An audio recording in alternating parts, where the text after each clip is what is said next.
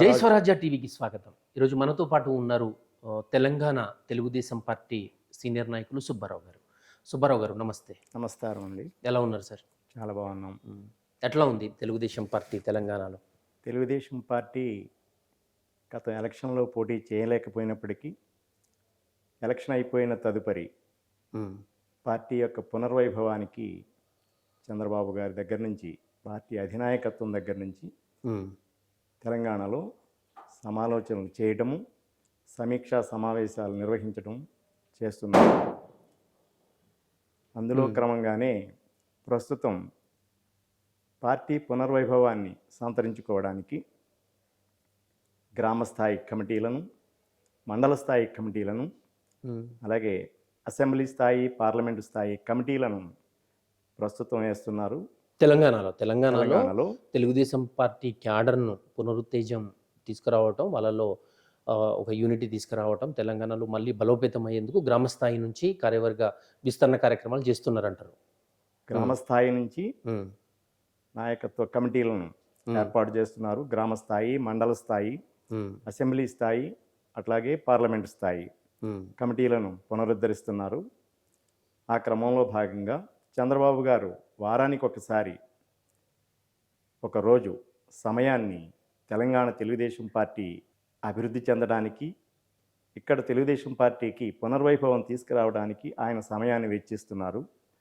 వారంలో ఒకరోజు తెలంగాణ తెలుగుదేశం పార్టీకి తెలుగుదేశం పార్టీ అధినాయకత్వం అంటే చంద్రబాబు గారు సమయాన్ని వెచ్చించడం అనేది మామూలు విషయం కాదు.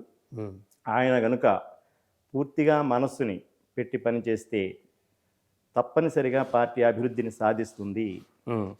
తెలంగాణలో పునర్వైభవానికి తెలుగుదేశం పార్టీ వస్తుంది అంటారు? డెఫినెట్గా వస్తుంది. ఎందుకంటే ప్రస్తుత తరుణంలో తెరాస ప్రభుత్వం, తెలంగాణ రాష్ట్ర సమితి, భారత రాష్ట్ర సమితి ఏదైనప్పటికీ ఆ ప్రభుత్వము ఫెయిల్యూర్ అయింది, అలాగే ఆ పార్టీ కూడా పూర్తిగా ఫెయిల్యూర్ అయింది. తవ్వే కొద్దీ ఏ కొత్త స్కాములు వచ్చి బయటపడుతున్నట్టుగా తెలంగాణ రాష్ట్ర సమితి యొక్క పార్టీ అధిష్టానము మరియు అధిష్టానం యొక్క కుటుంబం మరియు ఆ పార్టీలోని ఎమ్మెల్యేలు, ఎంపీల యొక్క భాగోతాలు రోజురోజుకి బయటకు వస్తున్నాయి. అన్నిటినీ తవ్వి బయటికి తీయటంలో రేవంత్ రెడ్డి గారు సఫలమవుతున్నారు. కాబట్టి ఆ విధంగా తెలంగాణ రాష్ట్ర సమితి రోజురోజుకి నిర్వీర్యమైపోతుంది. ఒకప్పుడు తెలంగాణ రాష్ట్ర సమితి బలపడటానికి ప్రధాన కారణం తెలుగుదేశం పార్టీలో ఉన్న నాయకులు, కార్యకర్తలు అందరూ వలసపోవటం. ఆ వలసపోయిన కారణంగా తెలుగుదేశం పార్టీ నిర్వీర్యమైంది అనేది వాస్తవం.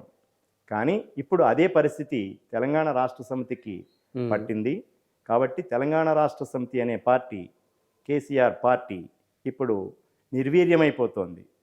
ఈ తరుణంలో తెలుగుదేశం పార్టీ ఆంధ్రప్రదేశ్లో అధికారంలోకి వచ్చింది. ఆర్థికంగాను అన్ని రకాలుగాను కూడా బలిష్టంగా ఉంది. సో ఈ విధంగా ఉన్న స్థాయిలో సమర్థవంతంగా మెంబర్షిప్ రైడ్ని స్టార్ట్ చేసింది. సభ్యత్వ నమోదు కార్యక్రమాలు జరుగుతున్నాయి. చేస్తున్నారా? ఎప్పటి నుంచి చేస్తున్నారు? జరుగుతున్నాయి. ఈ నెల 25వ తేదీ వరకు కూడా ఈ సభ్యత్వ నమోదు కార్యక్రమాలు ఎప్పుడు స్టార్ట్ అయింది? పోయిన నెలలో స్టార్ట్ అయినవి. ఇప్పుడు ప్రజెంట్ సభ్యత్వ నమోదులు అనేవి విస్తృతంగా సాగుతున్నాయి. ఇవి గ్రామ స్థాయిలోను, మండల స్థాయిలోను, అసెంబ్లీ, పార్లమెంటు స్థాయిల్లో జరుగుతున్నాయి. అందుకు సంబంధించిన అన్ని కమిటీలను సభ్యత్వ నమోదు కార్యక్రమానికి మీకు ఎట్లాంటి స్పందన వస్తుంది? రాష్ట్ర వ్యాప్తంగా విశేషమైన స్పందన వస్తుంది. ఘర్ వాపస్ మాదిరిగా పార్టీని వదిలిన వెళ్ళే వాళ్ళంతా తిరిగి వస్తున్నారు. ఇష్టపూర్వకంగా మళ్ళీ పార్టీలో జాయిన్ అవుతున్నారు. పార్టీకి గత వైభవాన్ని గుర్తు తెచ్చుకొని, గతంలో తెలుగుదేశం పార్టీ ప్రజలకు ఏం చేసింది, ఎలాంటి విప్లవాత్మకమైన నిర్ణయాలు చేసింది, ఎలాంటి కార్యక్రమాలు చేసింది అనేవి గుర్తు తెచ్చుకుంటున్నారు. అలాంటి సాహసోపేతమైన నిర్ణయాలను ప్రస్తుత ప్రభుత్వాలు తీసుకోలేకపోతున్నాయి. కాబట్టి అలాంటి నిర్ణయాలు తీసుకోవాలి. ప్రజామోదమైన నిర్ణయాలను ప్రజాబాహుళ్యంలోకి తీసుకెళ్ళాలి. తద్వారా తెలంగాణ రాష్ట్రం అభివృద్ధి వైపు నడవాలి అనేది ప్రజలు అర్థం చేసుకున్నారు కాబట్టి ప్రస్తుతం తెరాస ప్రభుత్వం భూస్థాపితమైపోయే పరిస్థితి వచ్చింది కాబట్టి దీనికి ప్రత్యామ్నాయంగా తెలుగుదేశం పార్టీని వెతుక్కుంటూ మరలా సొంత పార్టీ, ఒకప్పుడు తెలుగుదేశం పార్టీ వారు కాబట్టి తిరిగి మళ్ళీ అదే పార్టీలోకి వస్తున్నారు. కొత్త వాళ్ళు కూడా సభ్యత్వం అంటే తీసుకుంటున్నారు. బీఆర్ఎస్ కు ప్రత్యామ్నాయం తెలుగుదేశం పార్టీ అంటారు. బీఆర్ఎస్కి ప్రత్యామ్నాయం తెలుగుదేశం పార్టీ అని నేను ఎక్కడ చెప్పట్లా. ప్రస్తుత తరుణంలో కాంగ్రెస్ ప్రభుత్వానికి, కాంగ్రెస్ పార్టీకి తెలంగాణ రాష్ట్రంలో తెలుగుదేశం పార్టీ ప్రత్యామ్నాయంగా అవతరించబోతోంది అనే విషయాన్ని నేను నొక్కి నొక్కి చెబుతున్నాను. ఓకే, మీరు అన్నట్టుగా తెలుగుదేశం పార్టీ తెలంగాణ మీద ప్రత్యేక దృష్టి పెట్టింది. ముఖ్యమంత్రి గారు కూడా, ఏపీ ముఖ్యమంత్రి గారు కూడా వారంలో ఒకరోజు తెలంగాణకు కేటాయించబోతున్నారు అని చెప్తూ ఉన్నారు. సరే, ఇక మనము ఆంధ్రప్రదేశ్కి సంబంధించి తిరుమల తిరుపతి దేవస్థానానికి సంబంధించి పాలక మండలి సమావేశం కూడా ఈరోజు ఉన్నట్టుగా ఉన్నది. ఎట్లాంటి మార్పులు మీరు కోరుకుంటున్నారు? రీసెంట్గా పాలక మండలిని ప్రకటించారు. అందులో బిఆర్ నాయుడు గారిని టీటీడీ అధ్యక్షుడిగా కూడా నిర్మించడం శుభపరిణామం. ఎలాంటి మచ్చలేని వ్యక్తి, సో దైవ చింతన ఉన్న వ్యక్తిని బిఆర్ నాయుడు గారిని టీటీడీకి అధ్యక్షుడిగా నియమించడం చాలా మంచి పరిణామం. సో కొన్ని విప్లవాత్మకమైన నిర్ణయాలను తీసుకుంటున్నారు. అందులో భాగంగా అన్యమతస్థులు తిరుమల తిరుపతి దేవస్థానం ప్రాంగణంలో పనిచేయటం గుర్తించి 78 మందిని అంటున్నారు. అది ఇంకా ఎక్కువ మంది ఉండొచ్చు అంటున్నారు. ఎంక్వైరీ చేసి వాళ్ళందరినీ తీసేసి ప్రక్షాళన చేయటం అనే నిర్ణయం స్వాగతించాల్సినది. దర్శనానికి సంబంధించి భక్తులకు సరళంగా భగవంతుడు దర్శనం అయ్యేటందుకు ఎట్లాంటి మార్పులు మీరు కోరుకుంటున్నారో, ఏం చేయబోతా ఉన్నారు? దర్శనాలకి కామన్ కమర్షియలైజ్ అయింది అని చెప్పి ఒక విమర్శ. ఏదైతే లోపాలు ఉన్నాయో వాటిని సవరిస్తూ అందరికీ ఆమోదయోగ్యమైన నిర్ణయాలను తీసుకోవటం అనేది చేస్తే కనుక ప్రజలందరి యొక్క, భక్తుల యొక్క మన్ననలను పొందడానికి అవకాశం ఉంటుంది. ఎస్, మీ నేపథ్యం సార్, మీ రాజకీయ నేపథ్యం, మీరు రాజకీయ నేపథ్యం అంటూ ప్రత్యేకంగా ఏమీ లేదు. కానీ ఊళ్ళో జరిగే, మా సొంత పుట్టిన ఊర్లో జరిగే రాజకీయాల్లో పాల్గొనడం. ఎక్కడ సార్ మీ ప్రాపర్? మాది తూర్పుగోదావరి జిల్లా రాజమండ్రికి దగ్గరలో ఉన్నటువంటి సీతానగర మండలంలోని ఉలకలంక గ్రామంలోని లంక గ్రామం పోలిన నాగభూషణం గారు 4వ కుమారుణ్ణి పూర్ణ సుబ్బారావు అని నేను. మేము 5 అన్నదమ్ములము.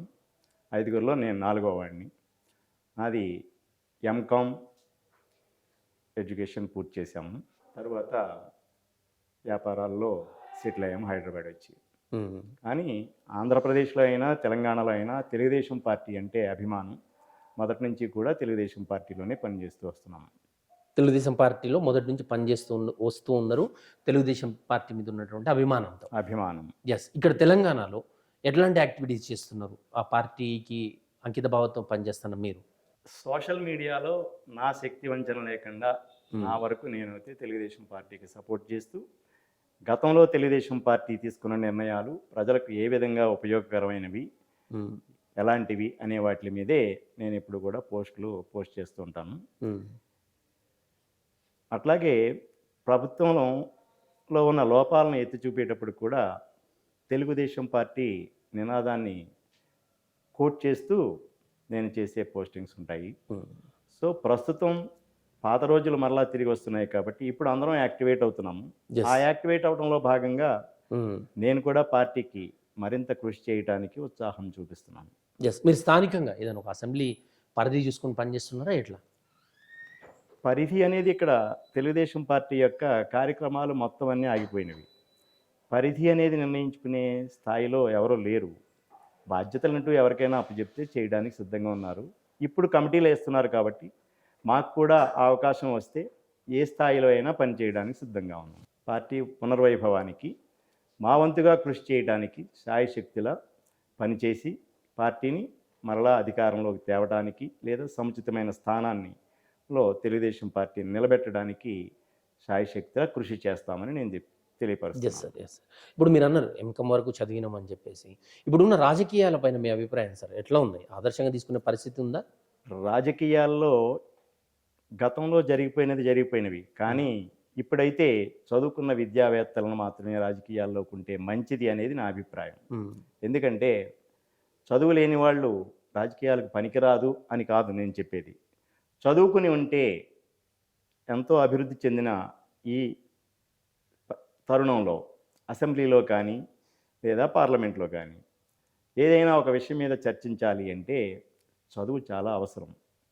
చదువుకున్న వాడికే రాజ్యాంగం పట్ల అవగాహన ఉంటుంది. రాజ్యాంగంలో ఉన్న ఏ సెక్షన్లు ఉన్నాయి, లాలో ఏ సెక్షన్లు ఉన్నాయి అనేది చదువుకుంటే తెలిస్తే కానీ చదువుకోకపోతే తెలియవు. ఎంతసేపు ఐఏఎస్లు చెప్పాలి, వాళ్ళు చెప్పిందే మాట్లాడాలి అంటే ఐఏఎస్లు కనుక మిమ్మల్ని మభ్యపెడితే రాజకీయ నాయకుడు తప్పుదోవ పట్టే అవకాశం ఉంది. అదే చదువుకున్న వాళ్ళు విద్యావేత్తలు అయితే ఎవరు తప్పుదోవ పట్టడానికి లేదు, ఎవరు మభ్యపెట్టడానికి అవకాశం ఉండదు.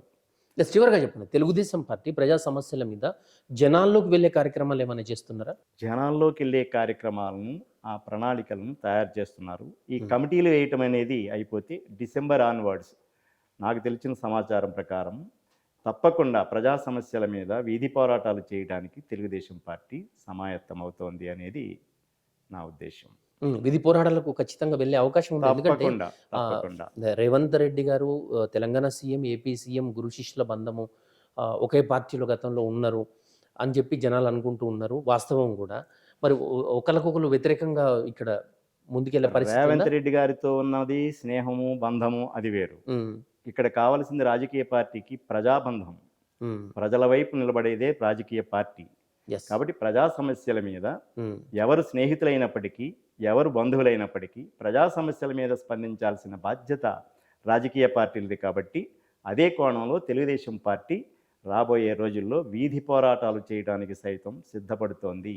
అందుకు అవసరమైన ప్రణాళికలను రచించుకుంటోంది, కార్యాచరణ తయారు చేసుకుంటోంది, అందుకు అవసరమైన అన్ని కమిటీలను ఫుల్ఫిల్ చేస్తోంది. తెలంగాణలో తెలుగుదేశం పార్టీ పునర్వైభవానికి రాబోతా ఉంది. సభ్యత్వ నమోదు కార్యక్రమం కూడా మేము చేపడుతున్నాం. ఏపీ ముఖ్యమంత్రి కూడా తెలంగాణ మీద ఫోకస్ చేసినారు, వారంలో ఒక రోజు ఉంటున్నారు, ఇవన్నీ చెప్పినారు. చివరగా తెలంగాణ తెలుగుదేశం పార్టీ కార్యకర్తలకు మీరేం చెప్పవు? ప్రతి కార్యకర్తకి మేము గడిచిన ఒక మీటింగ్లో కూడా నేను అదే చెప్పాను. శేర్లింగంపల్లి ఆధ్వర్యంలో జరిగిన వెంకటేష్ గౌడ్ గారు ఇన్ఛార్జ్, చేవెళ్ళ పార్లమెంటరీ నియోజకవర్గ ఇన్ఛార్జిగా వేశారు. మీటింగ్ పిలిస్తే నేను వెళ్ళాను. మనం కొత్త వారిని ఎవరిని పిలవాల్సిన అవసరం లేదు. తెలుగుదేశం పార్టీ యొక్క గతంలో చేపట్టిన కార్యక్రమాలు ప్రజలకు తెలుసు.